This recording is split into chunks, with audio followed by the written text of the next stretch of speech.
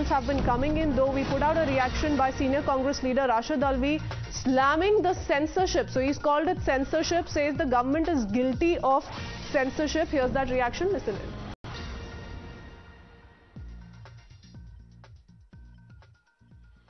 Definitely it is censorship. It is very unfortunate.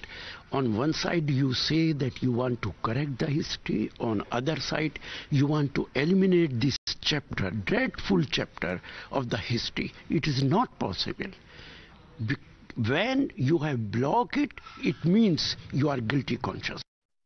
Let me go across to Aishwarya, my colleague, joining us live with more details. Aishwarya, since day one, we've been tracking the story, breaking the government's response, the MEA response. The government maintains this is an attempt to malign the image of the country and the then Gujarat Chief Minister, present Prime Minister of the nation. But tell us about the facts that the government today is putting out, because the opposition is speaking in one voice today, calling it super censorship on part of the government.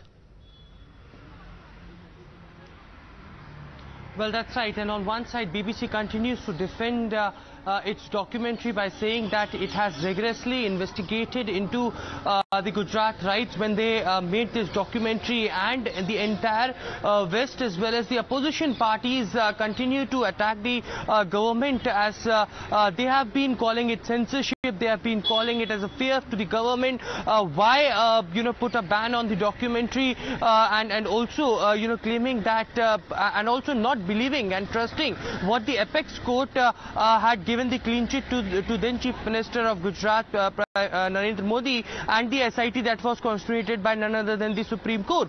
The opposition trying to trying to attack the government, but the government stand is very clear. The External Affairs Ministry yesterday put out a statement that this is the propaganda by the West, and the BBC documentary showcasing not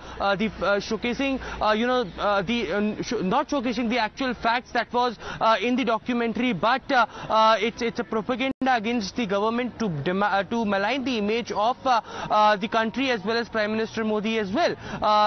It is just not the Ministry of External Affairs who have come out hard on this documentary, but also the Ministry of Information and Broadcasting, who had banned and blocked almost 250 tweets which contained the links to this particular documentary, and also have sent notices to YouTube and other social media websites who had this this documentary, because the government stand is very clear that this is a propaganda. False facts have been put in this documentary, and therefore the reason they do not want to showcase this in India. But the opposition parties mounting their attack. In fact, TMC, JDU and the Congress parties clearly stating that it is the government who wanted to stop and put on the censorship, while the BJP questioning the opposition parties that why the opposition parties are in fear as to when and why they are supporting this, and whether they trust the BBC or whether they trust the judicial system, because the judicial